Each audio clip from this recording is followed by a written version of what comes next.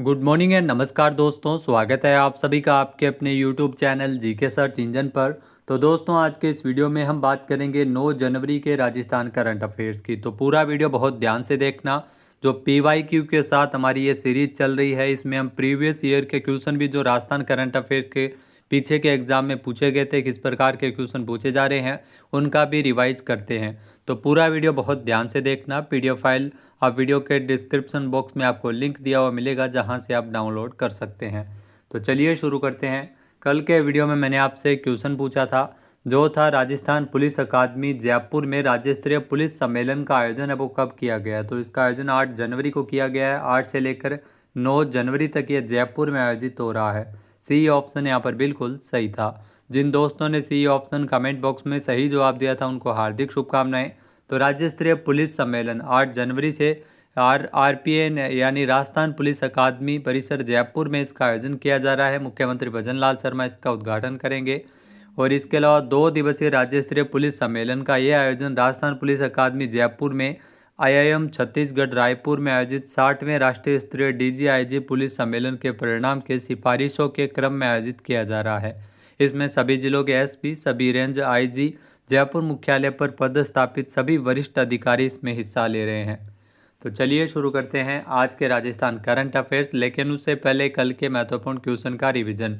तो कल के 5 महत्वपूर्ण क्वेश्चन थे। राजीविका तथा बेयरफुट कॉलेज तिलोनिया अजमेर के बीच 6 जनवरी को, ध्यान रखना, गैर वित्तीय MOU पर हस्ताक्षर किया गया था। नेक्स्ट है राजस्थान AIML पॉलिसी 2026 को 6 जनवरी को Rajasthan regional AI impact conference के दौरान मुख्यमंत्री भजन लाल शर्मा ने इस पॉलिसी को जारी किया। AI यानी आर्टिफिशियल इंटेलिजेंस, ML यानी मशीन लर्निंग। तो ये पॉलिसी है जो कि जारी की गई है। नेक्स्ट है राजस्थान में राष्ट्रीय AI साक्षरता कार्यक्रम की शुरुआत 6 जनवरी 2026 को CM भजन लाल शर्मा के द्वारा की गई है। नेक्स्ट है RSLDC ने 6 जनवरी 2026 को CIPP के नेतृत्व वाले कंसोर्टियम के साथ एक MOU साइन किया है। नेक्स्ट है राजस्थान इंडस्ट्रियल ट्रेड एक्सपो 2026 का आयोजन 20 से लेकर 22 मार्च को BN कॉलेज ग्राउंड उदयपुर में किया जाएगा। तो ध्यान रखना, उदयपुर में यह एक्सपो आयोजित किया जाएगा। तो चलिए शुरू करते हैं आज के राजस्थान करंट अफेयर्स। पहला क्वेश्चन है, निम्नलिखित कथनों पर विचार कीजिए। तो इसमें 3 कथन दिए गए हैं। पहला कथन है कि केंद्र सरकार ने हाल ही में नागौरी अश्वगंधा को GI टैग प्रदान किया है। तो ये बिल्कुल सत्य कथन है। हाल ही में नागौरी अश्वगंधा को केंद्र सरकार ने GI टैग यानी भौगोलिक संकेतकों की सूची में इसे शामिल कर लिया गया है। जो कृषि श्रेणी में राजस्थान का पहला GI टैग उत्पाद है। तो कृषि श्रेणी में अगर बात करें तो दूसरा कथन दिया गया है कि कृषि श्रेणी में राजस्थान का पहला GI टैग है। तो यहाँ पर यह गलत है, क्योंकि पहला नहीं है, ये राजस्थान का दूसरा GI टैग है। क्योंकि सोजत की मेहंदी को भी GI टैग प्रदान किया जा चुका है। तो यहाँ पर यह गलत हो जाएगा। राजस्थान का कृषि श्रेणी में यह दूसरा GI टैग है। इससे पहले सोजत की मेहंदी को मिल चुका है। तो यहाँ पर पहला कथन है वो सही दिया गया है, दूसरा कथन गलत है। फिर है कि नागौरी अश्वगंधा राजस्थान की 23वीं वस्तु है जिसे GI टैग मिला है। तो नागौरी अश्वगंधा ये राजस्थान की 23वीं वस्तु है जिसे GI टैग मिला है। तो यहाँ पर 1 और 3 सत्य होना चाहिए। तो 1 और 3 यहाँ पर सत्य कथन दिया गया है। नागौरी अश्वगंधा 23वीं वस्तु है जिसे GI टैग मिला है। तो यहाँ पर A ऑप्शन यहाँ पर बिल्कुल सही है, 3 यहाँ पर नहीं लिखा गया है। तो इसलिए 1 और 3 ये 2 ऑप्शन में आपको सही करना है। A ऑप्शन यहाँ पर बिल्कुल सही हो जाएगा। तो आपको PDF में सही कर दिया जाएगा। आइए जानते हैं इम्पोर्टेंट फैक्ट्स। तो मारवाड़ की धरती पर उगने वाली औषधि अंतर्राष्ट्रीय पहचान के साथ कृषि ब्रांड के रूप में उभरी है। जहाँ नागौरी अश्वगंधा को GI टैग प्रदान किया गया है। जहाँ सोजत की मेहंदी के बाद कृषि श्रेणी में राजस्थान का दूसरा बड़ा GI टैग है। इस मान्यता से न केवल नागौर की अश्वगंधा की शुद्धता और गुणवत्ता पर सरकारी मोहर लगी, बल्कि इसके नाम से पहचान को कानूनी सुरक्षा भी मिली है। विशेषज्ञों के मुताबिक इससे औषधीय खेती को नई दिशा मिलेगी और युवाओं का रुझान बढ़ेगा और किसानों की आमदनी में भी वृद्धि होगी। नागौर में देश का 10% अश्वगंधा का उत्पादन किया जाता है।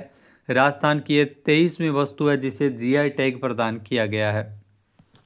नेक्स्ट है, हाल ही में 68वीं राष्ट्रीय निशानेबाजी चैंपियनशिप की पदक तालिका में तीसरे स्थान पर कौन सा राज्य रहा है। तो हाल ही में 68वीं राष्ट्रीय निशानेबाजी चैंपियनशिप जिसकी पदक तालिका में तीसरे स्थान पर रहा है अपना राजस्थान। ए ऑप्शन यहाँ पर बिल्कुल सही हो जाएगा। आइए जानते हैं इम्पोर्टेंट फैक्ट्स। तो हरियाणा ने 68वीं राष्ट्रीय निशानेबाजी चैंपियनशिप की पदक तालिका में शीर्ष स्थान हासिल किया है, जबकि महाराष्ट्र दूसरे स्थान पर और राजस्थान का क्रमशः तीसरा स्थान है। नई दिल्ली और भोपाल में 36 दिन तक चली इस प्रतियोगिता में 16,500 से ज़्यादा निशानेबाजों ने हिस्सा लिया था, जिसमें हरियाणा ने 31 स्वर्ण पदक, 13 रजत पदक और 16 कांस्य पदक जीतकर कुल 60 पदक जीतकर शीर्ष स्थान हासिल किया है, जबकि महाराष्ट्र 24 गोल्ड और 9 रजत और 9 कांस्य पदक के साथ दूसरे स्थान पर रहा था, जबकि राजस्थान 15 स्वर्ण, 15 रजत और 21 कांस्य पदक के साथ कुल 51 पदक जीतकर तीसरे स्थान पर रहा है। तो आपको 2-3 चीज़ें ध्यान में रखनी है। राजस्थान ने इसमें कुल 51 पदक जीते हैं, जिसमें 15 गोल्ड, 15 रजत और 21 कांस्य पदक शामिल है। राजस्थान का तीसरा स्थान है। नेक्स्ट, निम्नलिखित कथनों पर विचार कीजिए। तो इसमें 3 कथन दिए गए हैं। पहला कथन है कि राज्य उन्नति पहल केंद्र सरकार की पीएम प्रगति मॉडल की तर्ज पर शुरू की जा रही है। दूसरा कथन है पीएम प्रगति पहल की शुरुआत वर्ष 2020 में प्रधानमंत्री नरेंद्र मोदी द्वारा की गई थी। तो यहाँ पर भी दोनों ही कथन है वो पहला कथन सही है, दूसरा गलत है, क्योंकि 2020 नहीं होगा, 2015 में इस पहल की शुरुआत की गई थी। तीसरा कथन है कि मुख्यमंत्री भजनलाल शर्मा राज्य उन्नति की पहली बैठक 16 जनवरी को मुख्यमंत्री कार्यालय में लेंगे। तो यहाँ पर भी ये कथन सही बैठता है। तो इसमें अगर बात करें तो पहला और तीसरा 2 ही सत्य है, बाकी ये गलत है। ए ऑप्शन यहाँ पर बिल्कुल सही हो जाएगा। आइए जानते हैं इम्पोर्टेंट फैक्ट्स। तो दोस्तों आपको बता दें कि राजस्थान में सुशासन को मजबूत करने की दिशा में मुख्यमंत्री भजनलाल शर्मा ने बड़ी पहल की है। अब राज्य में राज्य उन्नति के माध्यम से बड़ी परियोजनाएं, सरकारी योजनाओं और चयनित जो परिवेदनाओं की नियमित मॉनिटरिंग की जाएगी और समयबद्ध समाधान सुनिश्चित होगा। यह पहल केंद्र सरकार की पीएम प्रगति मॉडल की तर्ज पर शुरू की जा रही है, जिससे लंबित परियोजनाओं को द्रुतगामी गति से पूरा किया जा सके।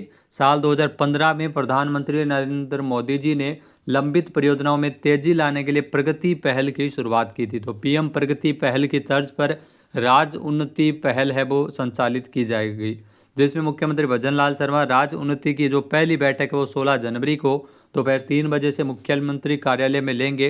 इस बैठक में राज्य की प्रमुख लंबित परियोजनाओं की समीक्षा कर उन्हें शीघ्र पूर्ण करने का ठोस खाका तैयार किया जाएगा। नेक्स्ट है भोपाल में आयोजित 68वीं राष्ट्रीय शूटिंग चैंपियनशिप में राइफल इवेंट्स में 1 स्वर्ण और 2 कांस्य पदक किसने जीते हैं। तो ये पदक जीते हैं स्वीटी चौधरी ने, जो निशानेबाज है। ए ऑप्शन यहाँ पर बिल्कुल सही हो जाएगा। आइए जानते हैं इम्पोर्टेंट फैक्ट्स। तो जी हाँ दोस्तों, स्वीटी चौधरी निशानेबाजी से इनका संबंध है। भोपाल में 68वीं राष्ट्रीय शूटिंग चैंपियनशिप में राइफल इवेंट्स में 1 स्वर्ण पदक और 2 कांस्य पदक इन्होंने जीते हैं। राजस्थान सीनियर महिला टीम जो स्वर्ण पदक महिला टीम है वो इसमें स्वर्ण पदक जीती है।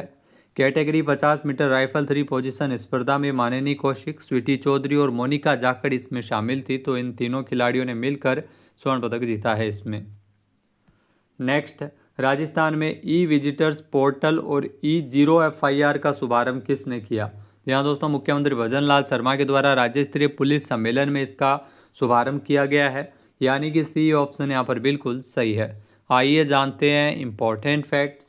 तो विकसित भारत ने पुलिसिंग विषय पर राज्य स्तरीय पुलिस सम्मेलन, जिसका आयोजन 8 से लेकर 9 जनवरी को राजस्थान पुलिस अकादमी परिसर जयपुर में आयोजित किया गया था। इस कार्यक्रम के उद्घाटन समारोह में मुख्य अतिथि के तौर पर मुख्यमंत्री भजनलाल शर्मा शामिल थे।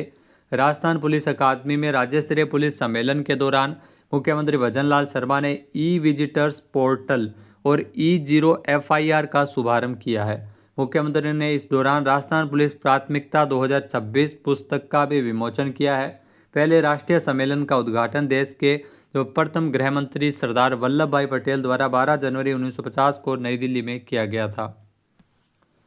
अब बात करते हैं राजस्थान जेल प्रहरी एग्जाम में पूछे गए करंट अफेयर्स के क्वेश्चन की। जो पिछले साल एग्जाम आयोजित हुआ था उसमें कौन कौन से क्वेश्चन पूछे गए थे। तो संशोधित बजट 2024-25 के अनुसार 25 लाख ग्रामीण परिवारों के लिए जल जीवन मिशन का जो पेयजल अनुमानित व्यय 15,000 करोड़ रुपये है। किस राज्य ने मजदूरों और फुटपाथ विक्रेताओं के लिए मुख्यमंत्री विश्वकर्मा पेंशन योजना नवंबर 2024 में शुरू की थी। तो राजस्थान सरकार के द्वारा यह योजना की शुरुआत है वो की गई थी नवंबर 2024 में। जो मजदूरों और फुटपाथ विक्रेताओं के लिए थी। नेक्स्ट है 18 अप्रैल 2024 को विश्व धरोहर दिवस के अवसर पर जयपुर वैक्स म्यूजियम में किसकी प्रतिमा का अनावरण किया गया? विराट कोहली की प्रतिमा का अनावरण 18 अप्रैल 2024 को किया गया था। तो पुराना क्वेश्चन है जो कि पूछा गया था।